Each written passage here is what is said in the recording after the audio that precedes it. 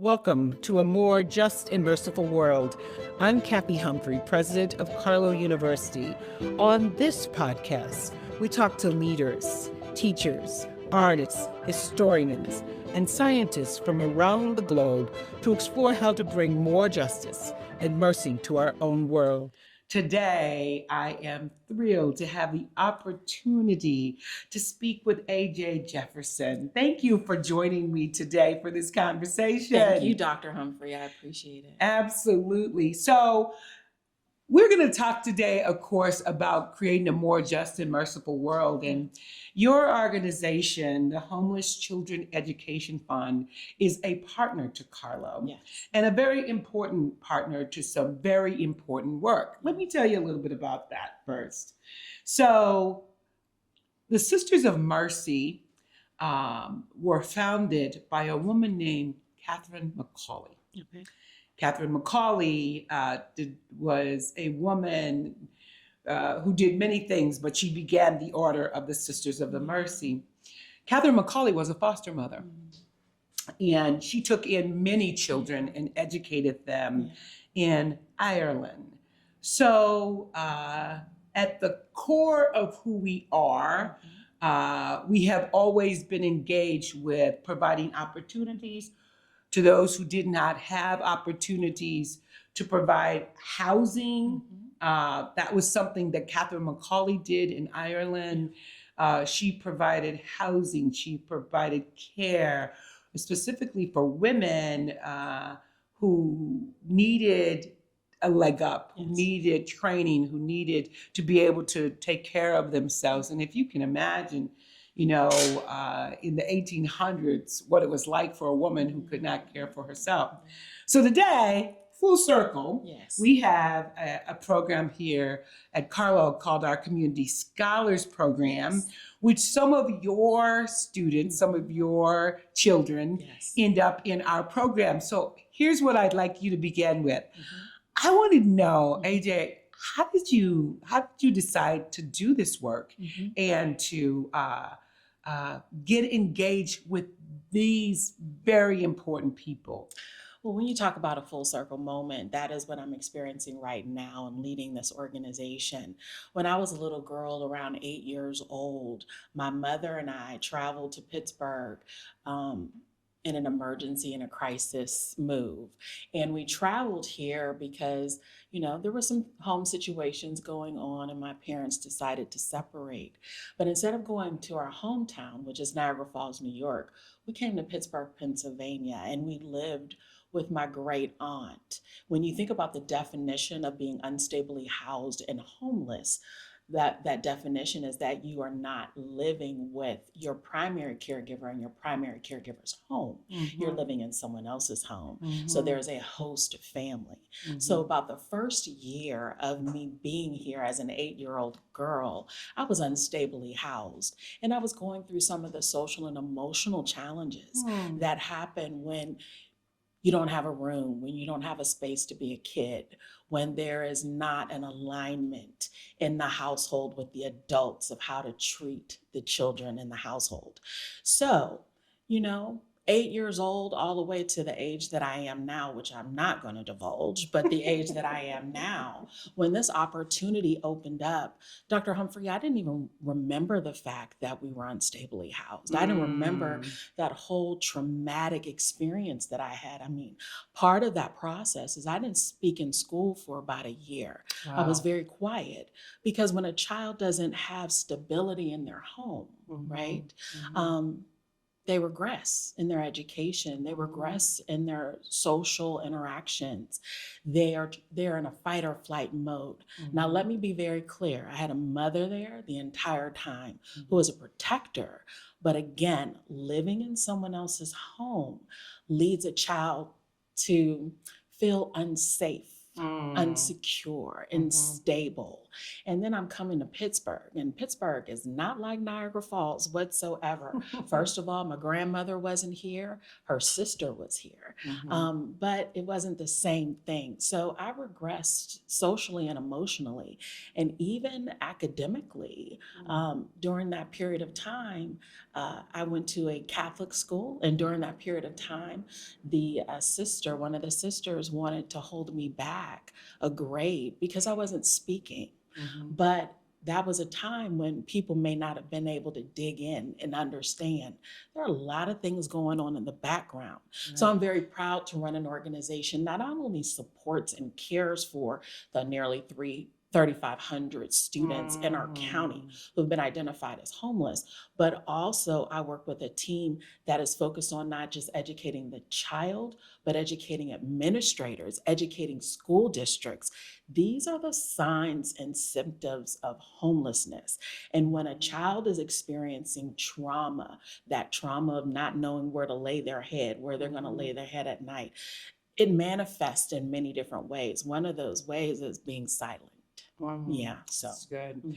So you started this work because you identified with the work, and you continue to do the work. Why? I'm passionate about it. You know, I look at these students, these kids, and I see myself. There's a young girl, I'm not going to say her name, but she came to our gala, our annual gala fundraising gala. And I looked down at this little girl, and the photographer captured this picture. I looked down at this little girl and I saw myself, and I started to cry. She had to flee her home from Florida, which a place that I spent a lot of time. But she had to flee her home in Florida and move to Pittsburgh, and had to live with someone that she wasn't familiar with her mother, of course. There was a lot of issues going on in that home. I knew her backstory, but when I looked at her face, I saw little AJ. And that, for me, fuels me every single day. Is that I might not be able to change your home life, but what I do know is I can provide you support, nurturing through our educators, through our program staff, through ourselves, the administrators, making sure that there's a measure of stability in your life, even if home life isn't stable. So here at Carlow, we talk about mercy being the act of walking into the chaos of others. Yes. And I hear that coming from every word that you speak, that your agency is doing that work. You are walking in the chaos of others. Tell me about the other end of the funnel.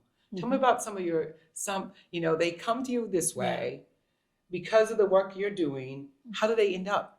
Tell me some success stories. Let's talk about something happy. Let me talk about the young lady that is going to introduce our public policy breakfast next week. Her name is Brianna, and she is a sophomore I know a lot about her at Carlow University.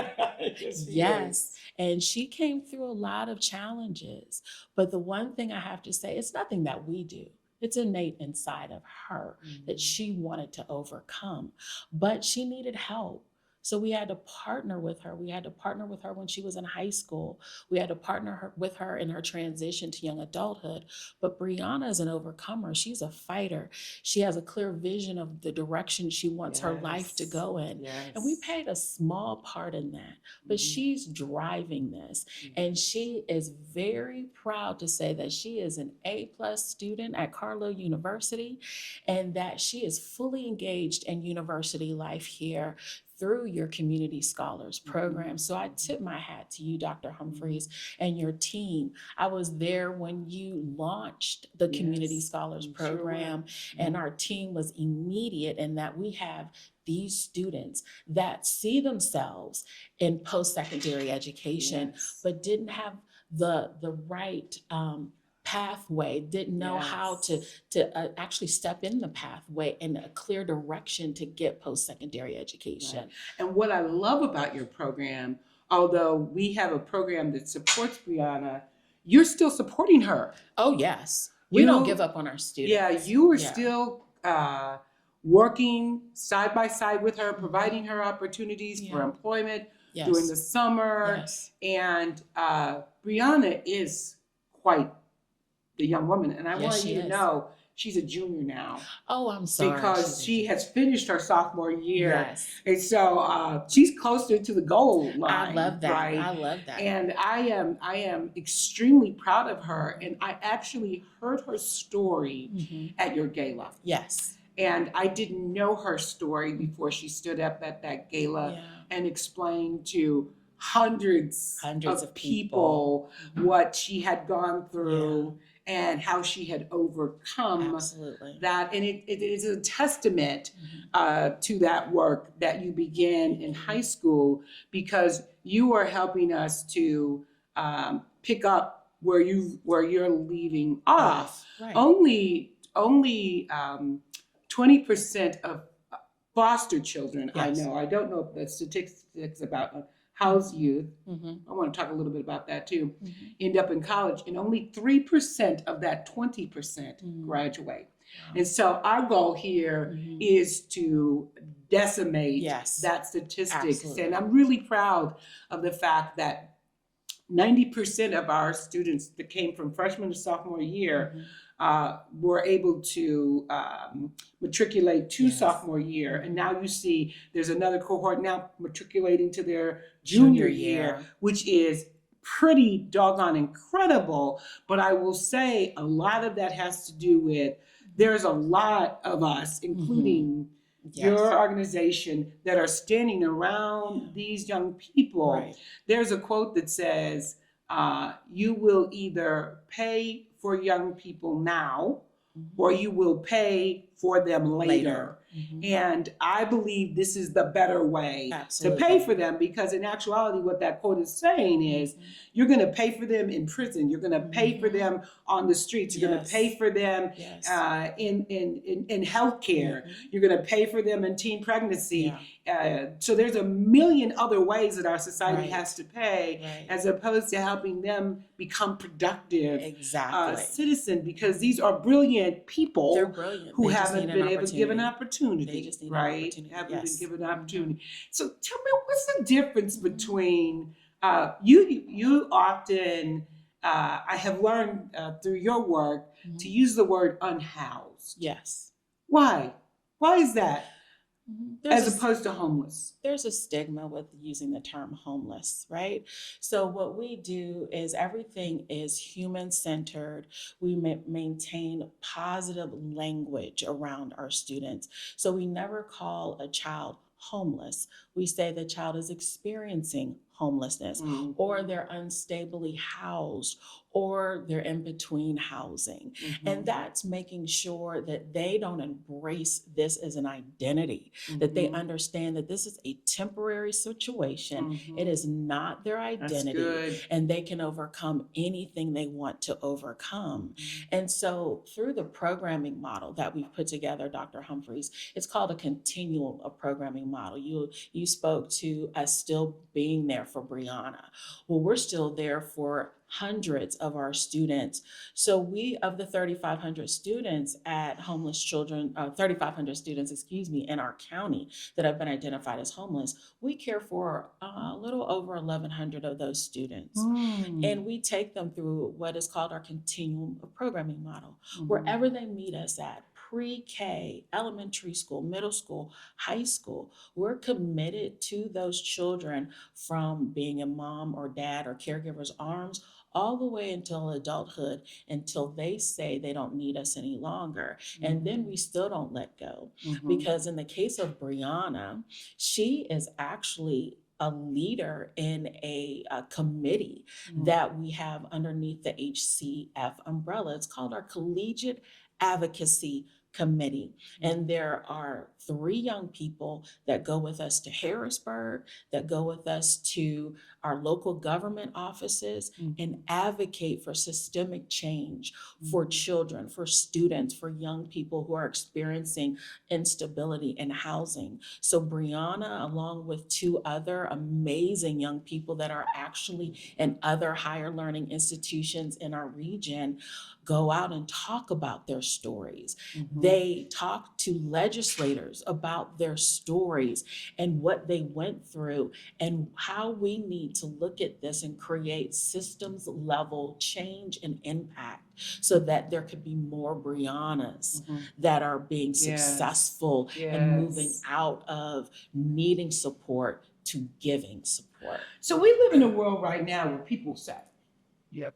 well, how'd they end up in that Yeah. situation in the first place? Yeah. Right? With Yeah. all the social services that we have, how does somebody end up in this situation? It's economics, right? A lot of people like to say when you are unstably housed or experiencing homelessness, that there is some sort of mental challenge or that there is some sort of drug use. In the case of our students and their families, the greatest majority of them are experiencing economic challenges. Sometimes it takes people 2 and 3 jobs to cover the basic needs in their home. When you think about minimum wage in this state being only $7.25, if parents haven't secured higher level of education outside of high school, then they fall in that $7.25 earning bracket. So it takes multiple jobs to cover expenses. And now with inflation the way it is, unfortunately, we are counseling our students and their families to find family members to live with because they can't afford housing. Housing for a typical family in this region is going to cost about $2,000 a month, Dr. Humphrey. If you haven't secured a post-secondary education, and I say that specifically, it doesn't have to be college, it doesn't have to be a 2-year associate's degree, although we prefer that. It could be trade school, it could be an apprenticeship. But if you haven't secured that, the likelihood of you making enough money to stabilize your housing in this region is very, very nil. It's nil. Let's pull that apart a little bit. Yes. Because we hear all the time now, you don't need a college degree. You don't need post-secondary education, right? You can be successful without it. And some people are, right? So like undeniably. And while I work in this higher education environment, I realize that everybody does not need a college degree, but who is that person that doesn't need it?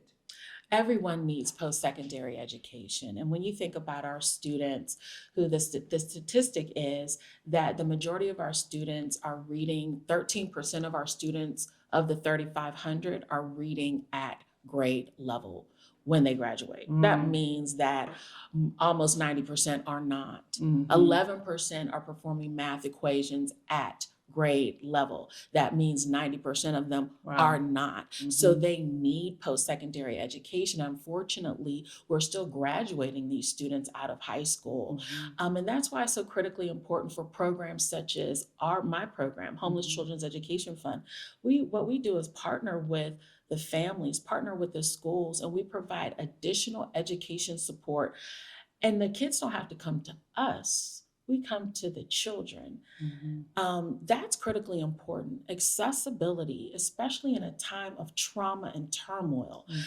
I deploy my educators to wherever our students can meet them. If it's in a park, if it's in the church steps, if it's on a front porch in someone's home, that's where we travel to meet our students and provide them that one-on-one support that they may not be able to get in their schools, because unfortunately schools are overrun with a lot of students and not a lot of educators.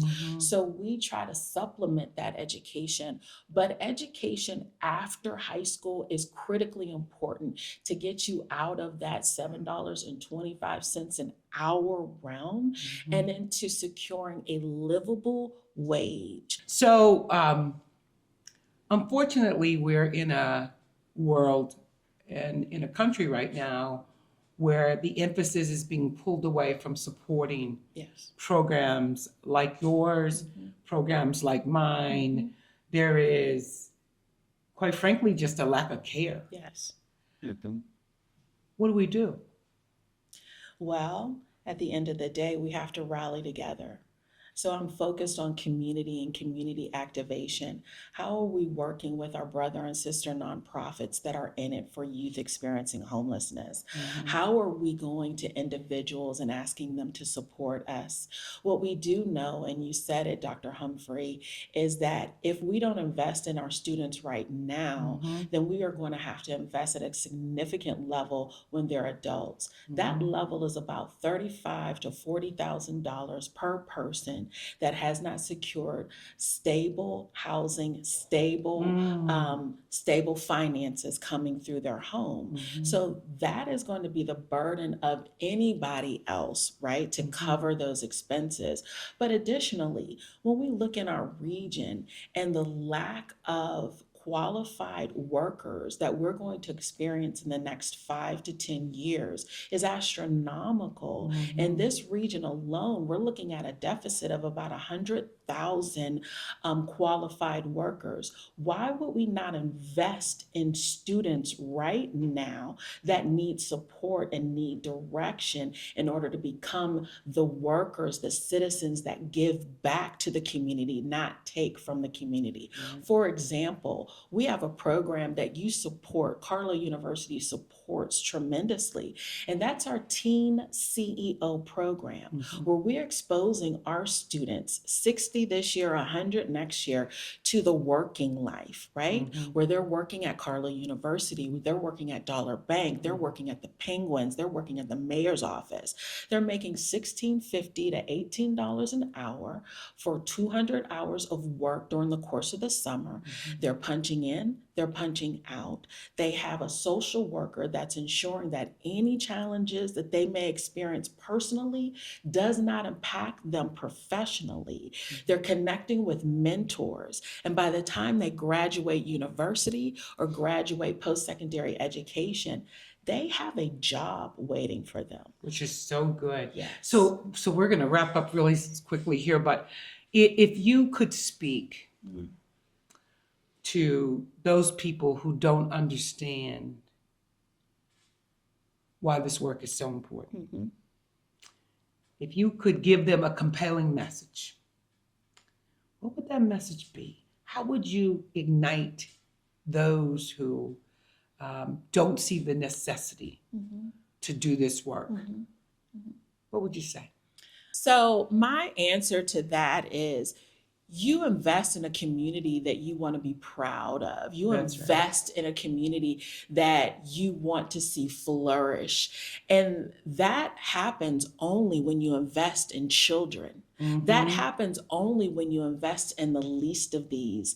There are 3,500 children who have been identified as homeless and unstably housed in our region. Those are the next workers in our region. And if we're experiencing hundreds of thousands of gaps in qualified employees in this region, why wouldn't we look to this group to educate them, to show them experiences and expose them to what they could be, so that they're reinvesting in this region, so that we're safe, we're secure, and we're progressing forward as a community. Absolutely.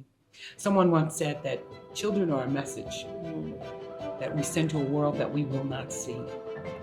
And so as we close, I say to everybody, what message are we willing to send to a world that we will not see? Thanks for being with me. Thank you, Dr. Humphrey.